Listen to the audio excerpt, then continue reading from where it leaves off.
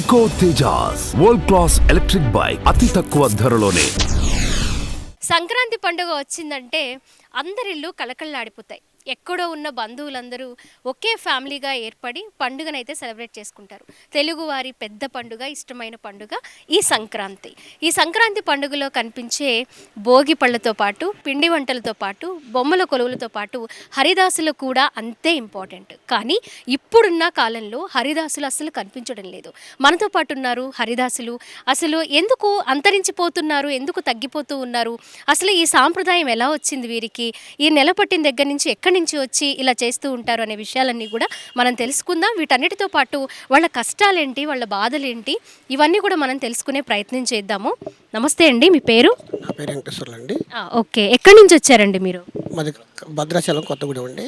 అక్కడి నుంచి వచ్చి ఇక్కడ ఉంటామండి నెలసరి. ఇక్కడ ఉండి ఇక్కడ గ్రామాలు తిరుగుకుంటా, చుట్టుకుంటా చిత్రంపురం తిరుగుతామండి. ఇన్నాళ్ళు 3 తరాల మడి తిరుగుతున్నాం, మా తాత తనుల కాంచి కూడా. ఇన్నాళ్ళు అప్పుడు పాకులు ఉండేది, అపార్ట్మెంట్లు లేవు. అప్పుడు హరిదాసు భజన చేస్తున్నానగా సీరియల్గా ఉండేది. అలాంటిది ఇప్పుడు అపార్ట్మెంట్ లేని, బయటికి రావట్లేదు, భక్తి కూడా లేదండి. మేము కూర్చొని లేగాలంటే చాలా కష్టమవుతుంది, ఇక చాలా బాధ అనిపిస్తుంది అని ఇబ్బందిగా ఉంటుంది. అందువల్ల మీరు ఏ కారణంగా సహకారంగా ఉండి మీరు సాయం చేసినట్లయితే ఈ హరిదాస్కి మీకు రుణపడి ఎప్పుడు ఉంటామండి. ఈ సాంప్రదాయం ఎలా వస్తుందండి మీకు? మీకు ఏమన్నా ట్రైనింగ్ ఉండడము ఎలా ఏమన్నా ఉంటుందా?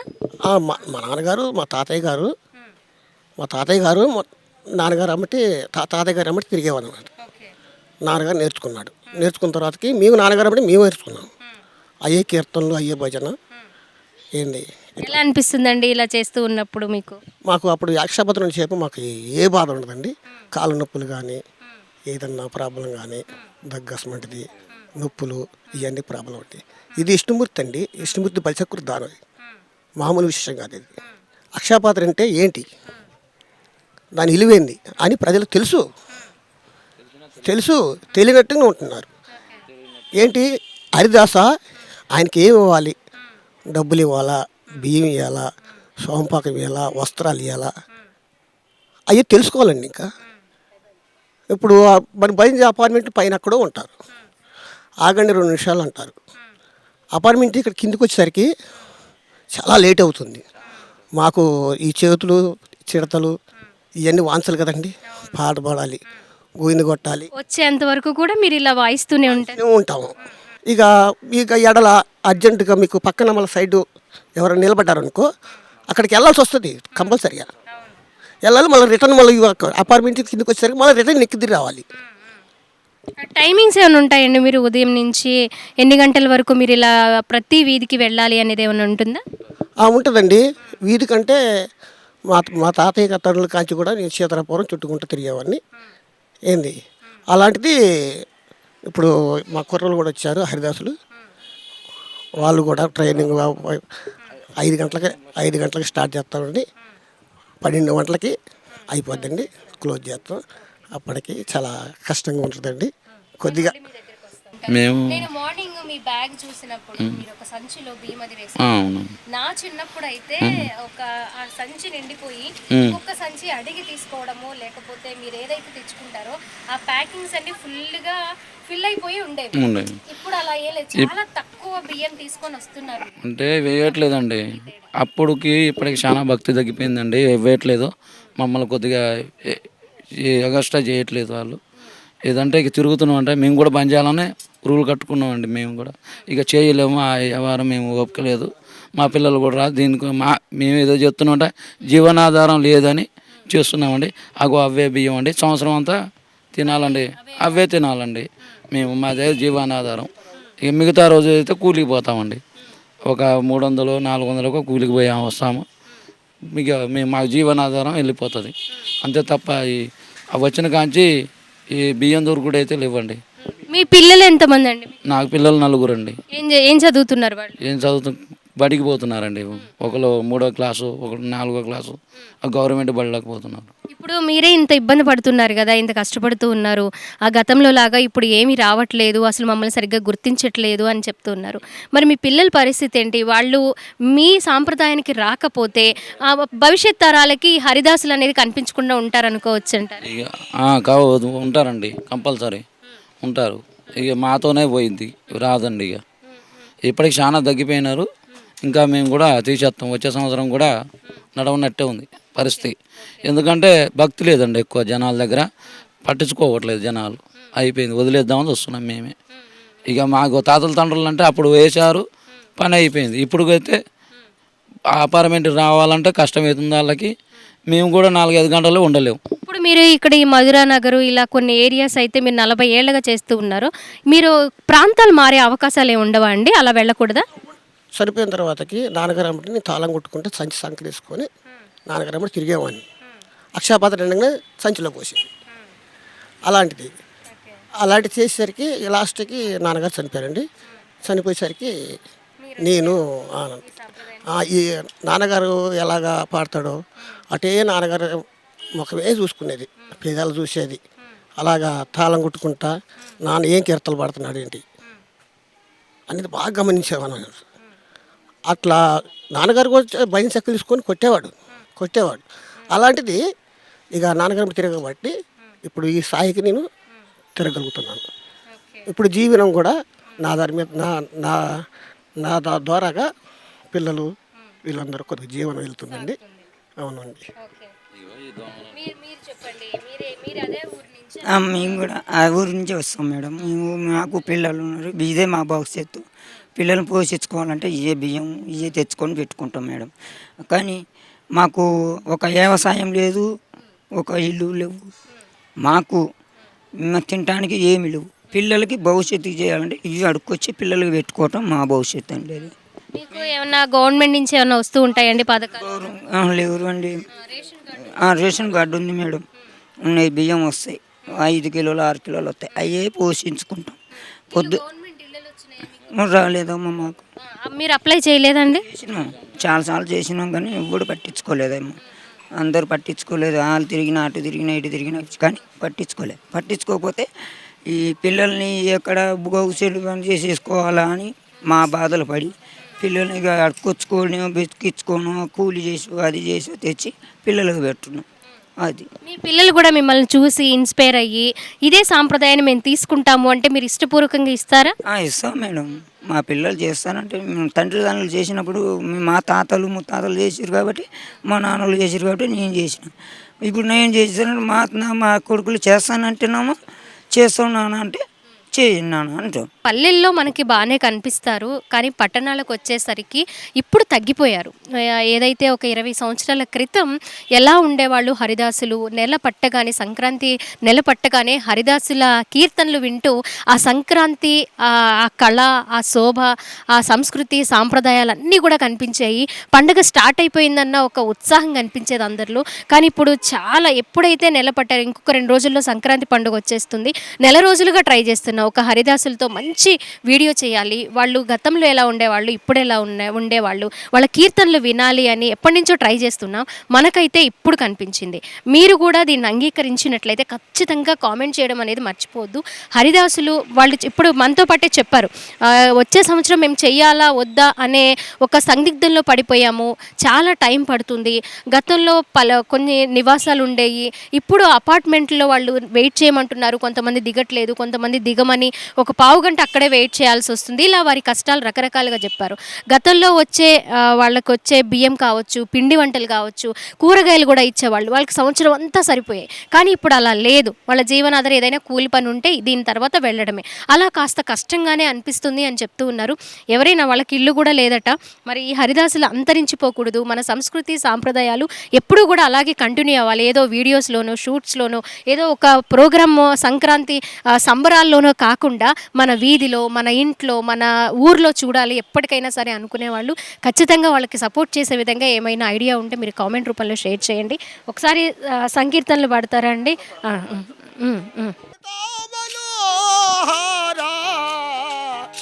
శ్రీగ్రమ్ముగరావా చరావిడి పించావా శ్రీరామ రాఘవ నేనంత ద్రోహిలో కళ్ళెత్తి చూడావు కనికారమును లేదా శ్రీరామ రాఘవ శ్రీతామలో నిరుపేదవారలు నివాసుచుడాకునే సత్రంబులనియో చక్కగా గాజేసి శ్రీరామ రాఘవ శ్రీతామలోహారా శ్రీగ్రంబుగరావాణి చరావిడి పించావా. కళాకారులకు అసలు వాస్తవంగా అయితే పింఛన్ ఇవ్వాలండి. మీ కళాకారులు పింఛన్ కూడా రావట్లేదండి. నాకు 50 సంవత్సరాలు వచ్చినాయి, ఇంతవరకు పింఛన్ కూడా లేదు. మరి గవర్నమెంట్ కూడా ఏం పట్టించుకోవట్లేదండి మమ్మల్ని. హరిదాసులని ఆదుకోవాలని కోరుకుంటున్నామండి. ఎవరికైనా రాజకీయ నాయకులకి ఎవరికైనా ఆదుకోవాలని మేము అనుకుంటున్నామండి. మమ్మల్ని మా పిల్లల్ని అంతరించిపోకుండా మేము కూడా మా పిల్లలకి ఇచ్చేటట్టు మాది సహకారం ఇవ్వాలని కోరుతున్నామండి. ఏదైతే ఈ సంక్రాంతి నిలబడతారో ఆ నిలబట్టిన దగ్గర నుంచి ఇక్కడ హరిదాసుల్లాగా ఈ వేషం వేసుకొని ఈ సాంప్రదాయాన్ని తీసుకొస్తూ ఉంటారు. ప్రతి ఇంటికి వెళ్ళి వాళ్ళు బియ్యాన్ని ఏదైతే సంక్రాంతి సందర్భంగా పిండి వంటలు చేస్తారో అవన్నీ కూడా ఈ అక్షయ పాత్ర వేయించుకొని సంవత్సరం అంతా వాళ్ళ జీవనాన్ని గడుపుతూ ఉంటారు, కొనసాగిస్తూ ఉంటారు. అలాగే చిన్న చిన్న కూలీ పనులు కూడా చేసుకుంటూ వాళ్ళ కుటుంబాన్ని పిల్లల్ని చదివించుకుంటూ పోషించుకుంటూ ఉంటారు. ఇప్పుడు అది కష్టమైందని మనందరికీ వాళ్ళని చూస్తేనే అర్థమవుతుంది. ఎందుకంటే కనిపించడం లేదు ఎక్కడ, ఈ హరిదాసులు అనేవాళ్ళు ఎక్కడ కనిపించట్లేదు. ఇలా చిన్న పాక వేసుకున్నారు, ఆ పరదా వేసుకుని భార్య బిడ్డలతో ఇక్కడే ఈ నెల రోజుల పాటు సంక్రాంతి అయ్యేంత వరకు కూడా, కనుమ ముక్కనుమ అయ్యేంత వరకు కూడా వాళ్ళు ఇదే ఈ పరదా వేసుకుని ఉంటారు. తీసుకొచ్చుకున్న ఆ బియ్యాన్ని మూటల్లో వేసుకున్నారు కదా, ఆ బియ్యాన్ని అలాగే పెట్టుకొని సంవత్సరం అంతా ఇప్పుడు ఇంకా 2 రోజుల్లో సంక్రాంతి వచ్చేస్తుంది. మరి ఆ సంక్రాంతిలో ఇంకొక 2 మూటలు వస్తాయో రావో కూడా తెలియడం లేదు. కొన్ని కూరగాయలు, అలాగే కొన్ని బియ్యము, ఇంకా వాళ్ళకి ఏమన్నా అప్పుడప్పుడు వచ్చే పిండి వంటలతో అలా ఈ సంక్రాంతి పండుగను వాళ్ళు సెలబ్రేట్ చేసుకుంటారు. సంక్రాంతి అంటే చాలా పెద్ద పండుగ. ఎక్కడెక్కడో దూరంగా ఉన్నవాళ్ళు, విదేశాల్లో ఉన్నవాళ్ళు కూడా సొంత పల్లెలకి వచ్చి కుటుంబాలతో చాలా సంతోషంగా సంక్రాంతి పండుగను చేసుకుంటూ ఉంటారు. కానీ వీళ్ళ పరిస్థితి చూడండి, సంక్రాంతి పండుగ అని మన మనసు కనిపించేలాగా ఈ హరిదాసులు కనిపిస్తూ ఉంటారు. కానీ వాళ్ళకే సరైన సంక్రాంతి, సంతోషమైన సంక్రాంతి, ఇష్టమైన సంక్రాంతి వాళ్ళు జరుపుకుంటున్నారా అంటే క్వశ్చన్ మార్కే. వాళ్ళ ఫ్యామిలీ మెంబర్స్ ఉన్నారు ఇక్కడ, వాళ్ళతో మాట్లాడదాం రండమ్మా. చాలా ఇబ్బందిగా ఉంది మేడం ఇక్కడ. ఇప్పుడు ఎందుకంటే మగవాళ్ళు అయితే ఎట్లా ఒకటి ఉంటారు అనుకో, మేము లేడీస్ ఉండాలంటే ఇబ్బంది అవుతుంది. దోమలకి, చలికి, స్నానానికి పోదామన్నా, బాత్రూమ్కి పోదామన్నా లేకుండా అవుతుంది. రెంట్ కట్టి రూమ్ తీసుకుందామన్నా మాకాడ అంత బడ్జెట్ లేదు. వాళ్ళకి వచ్చేటి మాకు పోషించుకోవడమే సరిపోవట్లేదు. అందుమూలనే ఇళ్ళనే ఉంటున్నామండి. అంటే మీరు ఇలా సాంప్రదాయం ప్రకారం సంక్రాంతి పండుగ ఈ నెల రోజులన్నా మాకు ఏదైనా కల్పిస్తే ఉండడానికి కల్పిస్తే మేము కుటుంబంతో సహా ఇక్కడ ఉండి ఈ సంక్రాంతి పండుగ అయ్యాక వెళ్తాం అంటారు. అదే కదా మీ ఒపీనియన్? ఇలా పరదాలు అలా లేకుండా ఇలా ఏ ఊరు వాళ్ళు ఎక్కడెక్కడి నుంచో కొత్తగూడెం జిల్లా నుంచి వచ్చారు, భద్రాద్రి కొత్తగూడెం జిల్లా నుంచి, అక్కడి నుంచి ఇక్కడికి వచ్చి గత 40 ఏళ్ళుగా కూడా ఇదే సాంప్రదాయాన్ని, ఇదే వృత్తిని కొనసాగిస్తూ ఉన్నారు వీళ్ళు. 3 తరాల నుంచి కూడా ఇదే కొనసాగిస్తూ ఉన్నారు. వాళ్ళు ఎక్కడెక్కడి నుంచో వచ్చి మేము ఇంత దూరం వెళ్ళి ఎందుకు చేయాలి అని అనుకుంటే అయిపోతుంది. ఎక్కడ కూడా ఇలా అక్కడక్కడ కనిపించే హరిదాసులు కూడా కనిపించకపోవచ్చు మేబీ, కానీ వాళ్ళు నిజంగా మనం చూసుకోవచ్చు. అక్కడే కూర్చొని ఇక్కడ మనకు కట్టెల పొయ్యి కనిపిస్తుంది, ఒక రాళ్ళు ఏర్పాటు చేసుకున్నారు. ఆ రాళ్ల ద్వారా పుల్లలు పెట్టుకొని, ఆ కట్టెలు పెట్టుకొని కట్టెల పొయ్యి మీద వంట చేసుకుంటూ ఉన్నారు. అదిగోండి అక్కడ బకెట్ కనిపిస్తుంది, గిన్నెలు అవన్నీ అక్కడే క్లీన్ చేసుకొని. మరి ఆడవాళ్ళకి కొన్ని ఇబ్బందులు ఉంటాయి, అవి ఎవరికి తెలియనివి కాదు. వాళ్ళ స్నానాలకు కానీ వాష్రూమ్స్కి కానీ ఇక్కడ చాలా కష్టంగా ఉంది. ఈ ప్లేస్ అయినా ఇచ్చినందుకు ఆ ఇచ్చిన వాళ్ళకి చాలా సంతోషంగా కృతజ్ఞత తెలియజేస్తూ ఉన్నారు వీళ్ళు. మీరు చెప్పండి, అంతేనా? నా చిన్నప్పటి నుంచి ఇక్కడే ఉంటున్నాం మేడం. మేము ఇది స్థలం అంతా ఒక వృత్తిది, కనీసం మా కాడ నుంచి ఎప్పుడు ₹1 కూడా ఆశించలేదు. మాకు ఫ్రీగానే ఇస్తారు. నేను చిన్నప్పటి నుంచి ఇక్కడే ఉంటున్నాను. మాకు ఉన్న వాస్తవం ఏంటంటే ఇప్పటి నుంచి కాదు, మా చిన్నప్పుడు మా మామయ్య వాళ్ళ కానించలే ఈ వృత్తి ఉంది. ఇక ఇప్పుడు కూడా వీళ్ళ కానించలే జరుగుతుంది.